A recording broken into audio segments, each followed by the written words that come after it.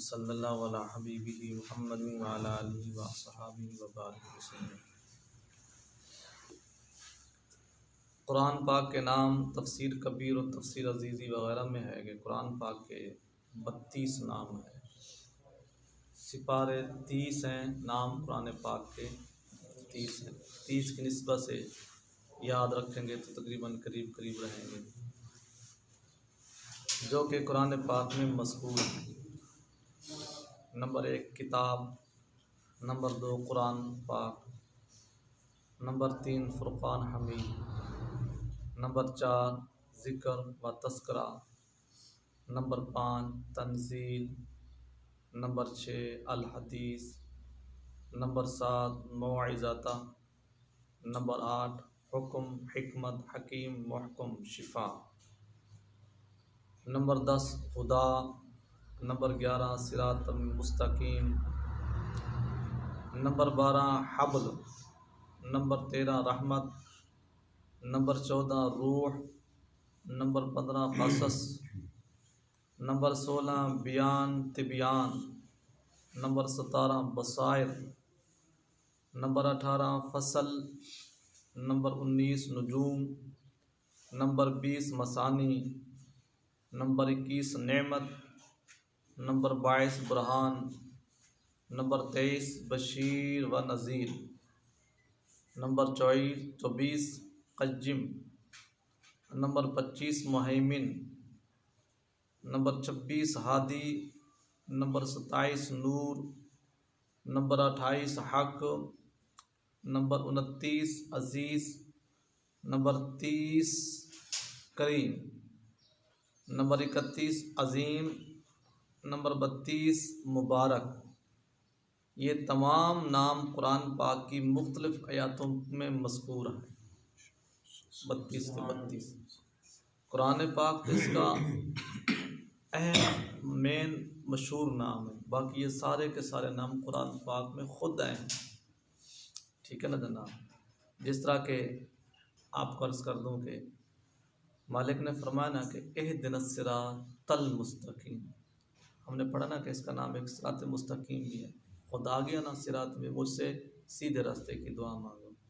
Hakim for example तो यासीन वल कुरानिल हकीम, वो कुरान पाक जो हिकमत से भरा हुआ, मतलब ये सारे नाम ऐसे कुरान पाक के आयतों में मौजूद हैं। वो आयातें या तो किसी हाफ़िज़ से मालूम कर ली जाएँ या तफसीर कबीर व अज़ीज़ी में इस मकाम पर देख ली जाएँ कि जिस जिस आयात में ये नाम मुबारक हैं वो आयातें अगर देखना चाहते हो तो फिर इन दोनों तफसीरों का मुताला कर।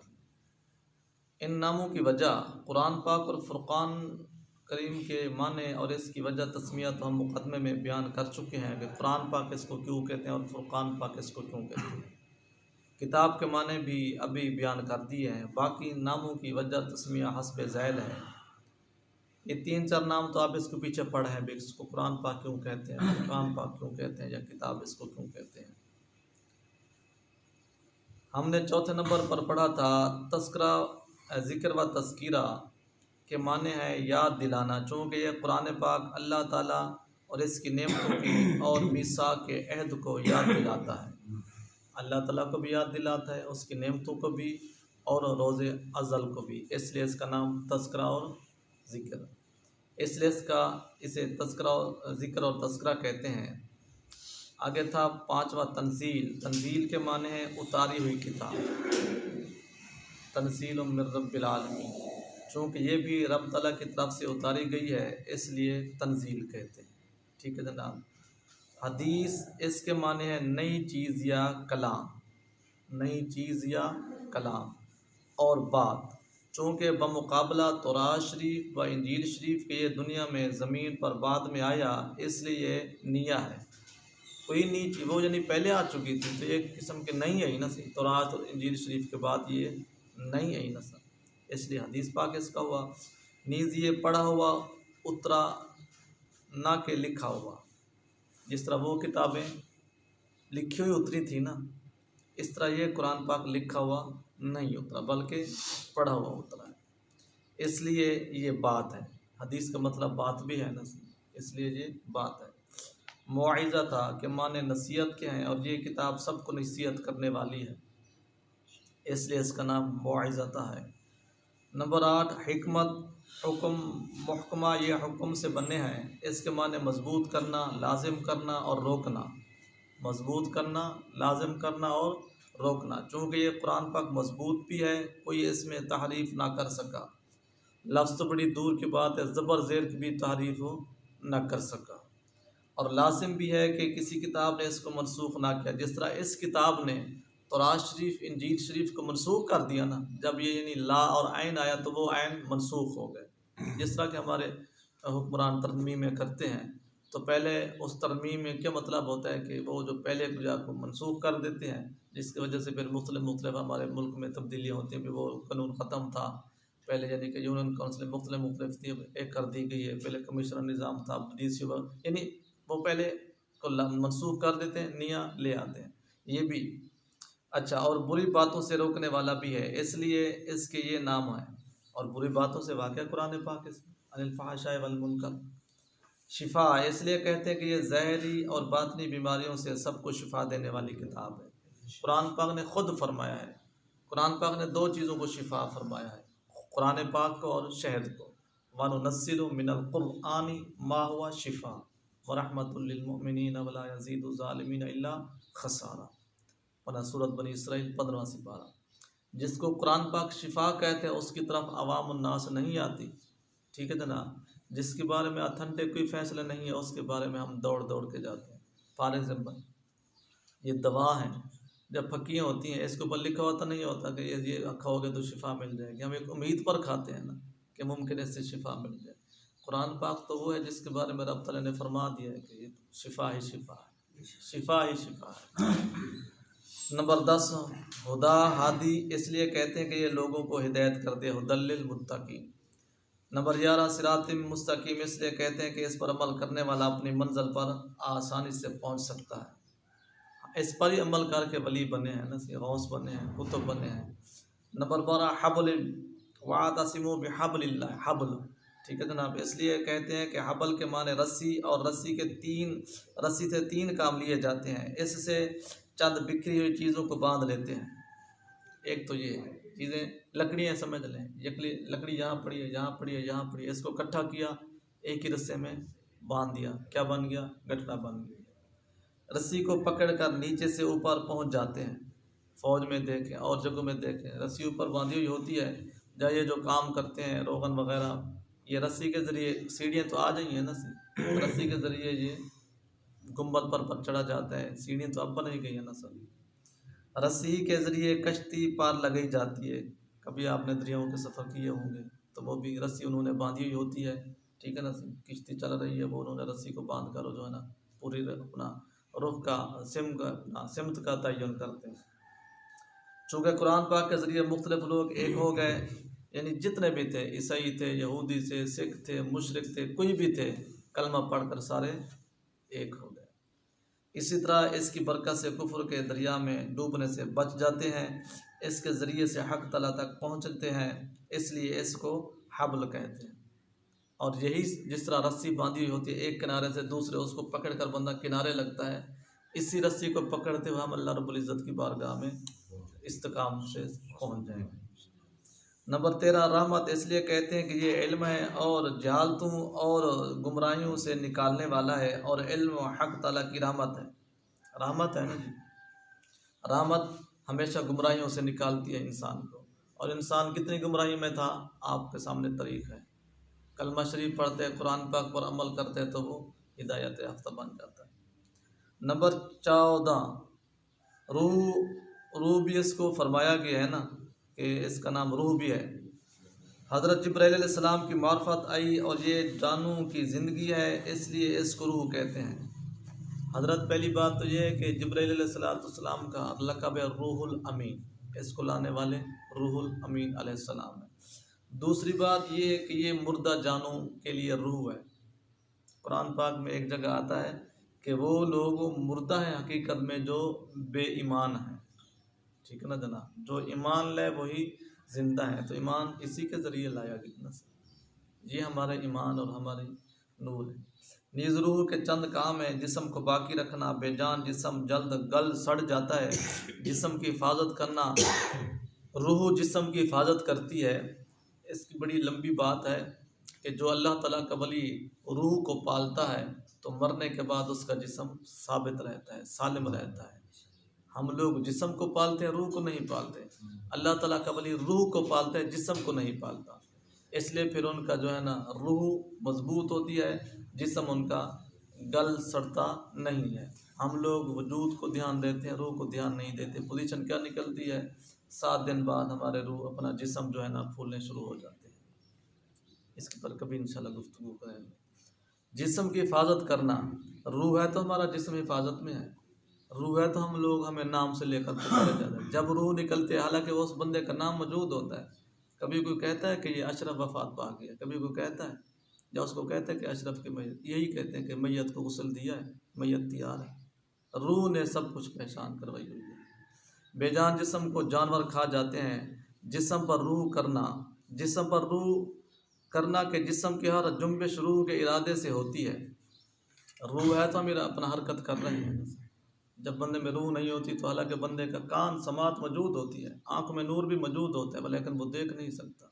ये हमारी हरकत, उठना बैठना जागना, सब कुछ रूह से हो रहा है। हमारे पूरे अज़ा मौजूद नहीं होते जब बंदे की रूह निकलती है तो वो फिर कुछ करता है।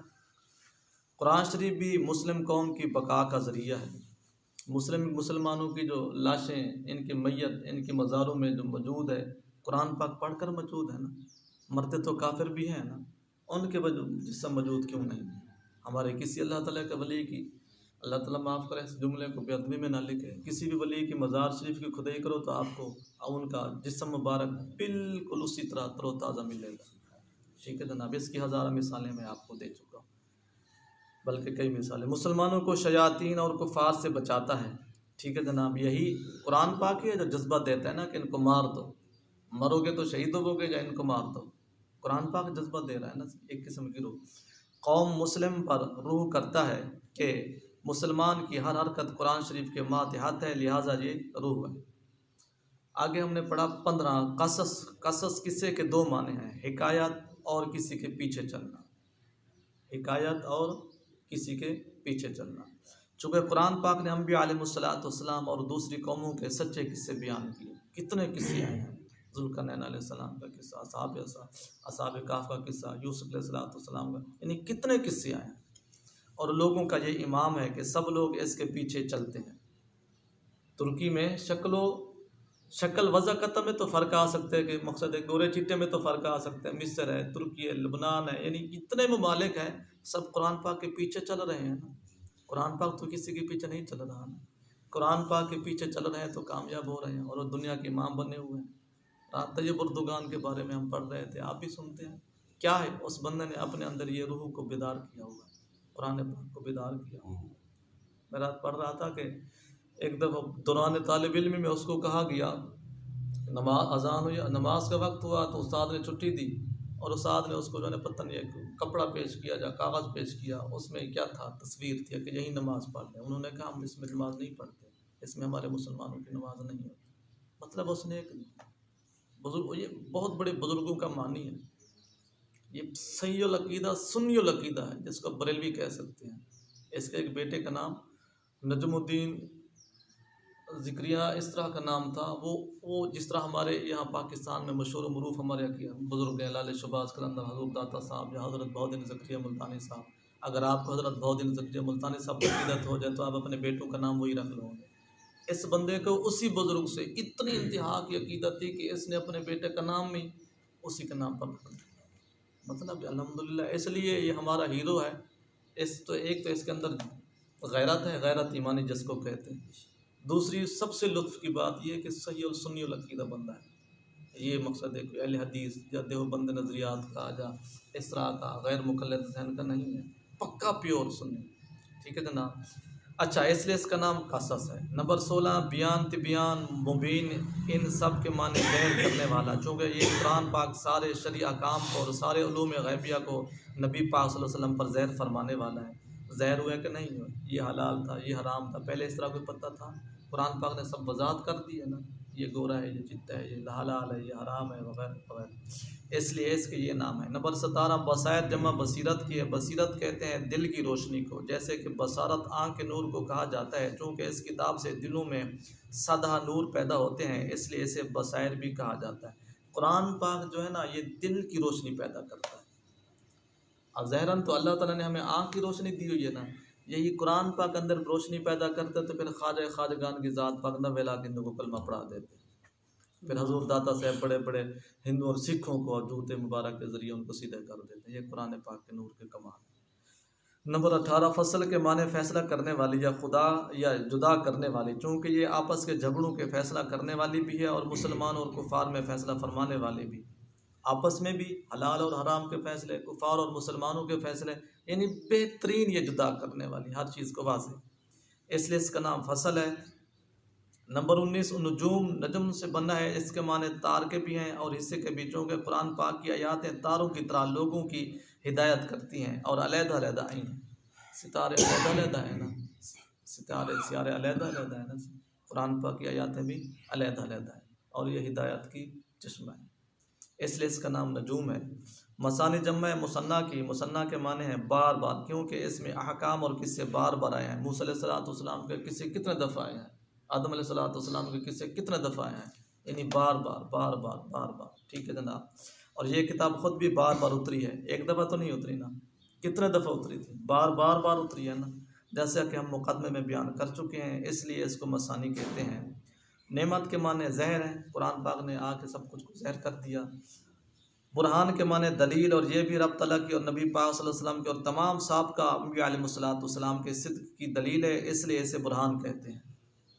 ठीक है जनाब। बशीर व नज़ीर होना ज़हर है कि क्योंकि ये किताब खुशखबरी भी देती और डराती भी है। सवाउन अलैहिम अअनज़रतहुम, डराओ या ना डराओ, इन्ना अरसलनाका बिलहक़्क़ि शाहिदन व मुबश्शिरन व नज़ीरा। और कुरान पाक ने बस बताया ना, ये जहन्नम है, ये जन्नत है, ये जहन्नमी अमाल है, ये जन्नती अमाल है। कय्यम के माने है कायम रहने वाली या कायम रखने वाली, रहने वाली या रखने वाली, इसलिए अल्लाह ताला को कय्यूम कहते हैं। कुरान पाक को इसलिए कय्यम कहा जाता है कि वो ख़ुद भी क़यामत तक कायम रहेगा और इसके ज़रिए से दीन भी कायम रहेगा। ये आपको बता दें, जब तक ये कायम है तब तक दीन कायम है। कुर्ब क़यामत ये कुरान पाक के अल्फाज उठा दिया जाएगा, यानी कुरान पाक उठा दिया जाएगा, फिर दीन नहीं रहेगा। जब कल क़यामत आएगी ना, उस वक्त कोई आलम दीन उसमें नहीं होगा। यहाँ तक कि कोई एक ऐसा बंदा भी नहीं होगा जो खुदा तआला की मार्फत पर यकीन रखता होगा। यानी कुरान पाक उठेगा तो फिर सारे जो है ना काफिर रहेंगे। जब तक कुरान पाक है तब तक क़यामत नहीं है, तब तक कोई मुसलमान यानी कि बहर अरबी का शिकार नहीं बन सकता।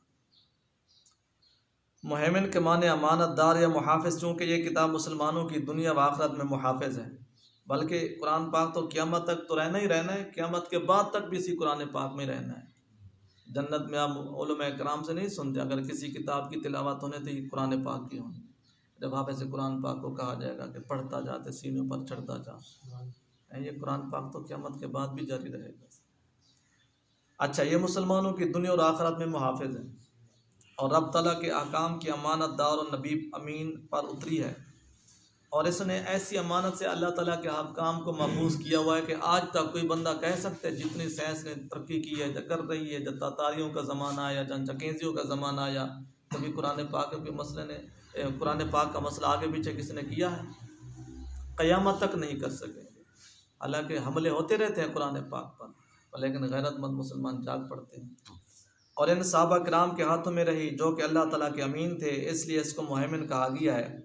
हादी के माने बिल्कुल ज़हर है। नूर इसे कहते हैं जो ख़ुद भी ज़हर हो और दूसरों को भी ज़हर करे, जिसका तर्जमा है कि चमक या रोशनी। ये कुरान पाक के ख़ुद भी ज़हर है और अल्लाह ताला के हकाम को, अंबिया वल मुरसलीन को, तौरात शरीफ और इंजील शरीफ वगैरह सबको ज़हर फरमाने वाला है। नूर का मतलब ज़हर है। देखें ना, जब अंधेरा होता है तो उस वक्त हम किस चीज़ को जलाते हैं जो ज़हर कर देती है सब चीज़ों को? रोशनी होती है ना। रोशनी को दूसरे आम लफ्ज़ों में नूर नहीं कहते। जब रोशनी होती तो पूरा कमरा नूर नहीं हो जाता, सब चीज़ें नज़र नहीं आ रही होती कि मंजा कहाँ पड़े, रज़ाई कहाँ पड़ी है, तकिया कहाँ पड़े, बर्तन कहाँ पड़े। इसलिए इसको नूर कहा। बड़ी लंबी लंबी डिटेलें, बड़ी लंबी लंबी, हम तो शॉर्ट करते हैं कि इसी नूर पर बात करें तो नबी पाक सल्लल्लाहु अलैहि वसल्लम की ज़ात का मुसराफ़ नूर है। फिर आपने कैसी कोई ऐसी चीज़ कोई अपना मुबहम और पोशीदा रखी, कायनात के बाद तक के हालात को बता दिया, कब्र के हालातों को बता दिया, आलम अरवाह के हालातों को बता दिया, अव्वलीन व आखरीन के इल्म को बता दिया, तमाम जहानों के मामलात को बता दिया। आज साइंस जितनी सर्च कर रही है दीन इस्लाम पर कर रही है, ये आपको मालूम होना चाहिए। जितने अंग्रेज़ आए ना, जब से इन्होंने शुरू किया, आज से 100 साल पहले, जब 500 साल पहले, जब 1000 साल पहले, इन्होंने तहकीक कुरान पाक पर भी शुरू की। अब तो अल्लाह रब्बुल इज़्ज़त के खुद ज़ाती नाम पर भी तहकीक उन्होंने करके बता दिया है कि जो बंदा इसका जिक्र करते है उसको कभी हार्ट की तकलीफ नहीं होती। अल्लाह, ठीक है ना। इसको नूर कहा। जिन पैगम्बर अलैहिस्सलाम के नाम कुरान पाक ने बता दिए वो सब में ज़हर और मशहूर हो गए, और जिनका कुरान करीम ने जिक्र ना फरमाया वो बिल्कुल छुप गए। नूर का क्या मतलब है? ज़हर करना। हालांकि एक रिवायत के मुताबिक 1,24,000 अम्बिया वल मुरसलीन है, लेकिन नाम उन्हीं के जिन अपना मशहूर है जिनको कुरान पाक ने फरमा दिया। नीज़ ये कुरान करीम पुल सिरात पर नूर बनकर मुसलमानों के आगे आगे चलेगा, ठीक है जनाब। हक इसके माने है सच्ची बात, व मुकाबिल बात, यानी झूठी बातें कुरान पाक सच्ची बात बताते हैं। सच की तरफ से आया और सच इसको लाया, सच की तरफ से आया, सच लाया और सच्चे की तरफ आया, ठीक है। सच्चे मोहम्मद सल्लल्लाहु अलैहि वसल्लम पर उतरा, इसलिए इसे हक कहते हैं। असीस के माने गालिब और बेमिसल, कुरान पाक भी सब पर गालिब रहा।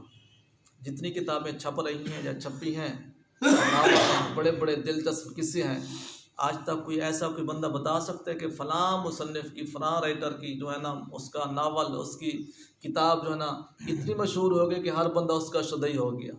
कोई बता सकता है? कुरान पाक की सब पर है भी है। करोड़ों अरबों खरबों की तादाद में इशात हो रही है तो कुरान पाक भी हो रही है, कुरान पाक की हो रही है। बड़े बड़े नावल छपे हैं और छप रहे हैं, तरीक़ों के वाक़यात, लेकिन वो लाखों की तादाद में एक ज़माने तक महदूद रहते हैं। उसके पढ़ने वाले जब एक दफ़ा पढ़ लेते हैं तो फिर वो अगली नस्लें उनके लिए इंतज़ार करती हैं।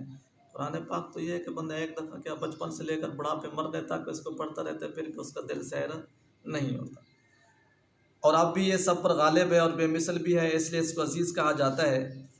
करीम इसके माने हैं सखी, चूँकि कुरान करीम इल्म खुदा की रहमत और ईमान और बेहिसाब सवाब देता है। कुरान पाक नावल पढ़ने से सवाब मिलता है, कहानियाँ पढ़ने से सवाब मिलता है। कुरान पाक ऐसा सखी है, वो कहता है मुझे एक लफ्ज़, मेरा एक हर्फ पढ़, मैं तुझे 10 नेकियां देता हूँ। और ऐसा सखी है, वो कहता अगर तू नहीं भी पढ़ सकता तो सुन, फिर भी मैं तेरे नाम अमाल में सवाब लिखवा देता हूँ। और ऐसा सखी कहता अगर सुन भी ना सके, पढ़ भी ना सके, मुझे देख ले तब भी मैं तुझे सवाब अता करूँगा। ऐसा सखी तो फिर ठीक है तो ना। अच्छा, इसलिए इससे बढ़कर सखी कौन हो सकता है? नंबर 31, अजीम के माने बड़ा, चूँकि सबसे बड़ी किताब यही है इसलिए इसको अजीम फरमाया गया है। ये इसके मानों की वजाहत सी। आखिरी जुमला, रब तआला ने चंद चीज़ों को अजीम फरमाया, अपनी ज़ात को, अर्श अजीम कुरान पाक में आया है ना, रब्बुल अर्शिल अजीम, कुरान पाक को अजीम, अपना अर्श को अजीम फरमाया और कुरान पाक को अजीम फरमाया। क़यामत के दिन को अजीम फरमाया। अच्छा, ज़ल्ज़ले को अजीम फरमाया और हज़ूर अलैहिस्सलाम के अखलाक़ करीमा को भी अजीम फरमाया। इस पर कभी बात करें, यकीन कर इंतहा हो जाती है। अजीम, इन्नका लअला खुलुक़िन अजीम। अल्लाह ताला के इस फ़ज़ल को जो हज़ूर अलैहिस्सलाम पर हुआ, औरतों के फ़रेब को भी अजीम कहा, फ़िरौनी जादूगरों के जादू को और मुसलमानों के सवाब को और मुनाफ़िकों के अज़ाब को अजीम कहा। इसकी बात फिर कभी करेंगे। 32 नंबर, मुबारक के माने है बरकत वाला, चूँकि इसके पढ़ने और अमल करने से ईमान में बरकत, नेक अमलों में बरकत, इज़्ज़त, चेहरे के नूर में बरकत है, इसलिए इसको मुबारक कहते हैं। ये 32 नामों की डिटेल थी जो कुरान पाक के खुद अपने नाम है। अल्लाह ताला हम सबको कुरान पाक की रूह समझने की तौफीक अता फरमाए। बिस्मिल्लाहिर्रहमानिर्रहीम, वस्सलातु वस्सलामु अलैका या सय्यदी या रसूलल्लाह, अस्सलातु वस्सलामु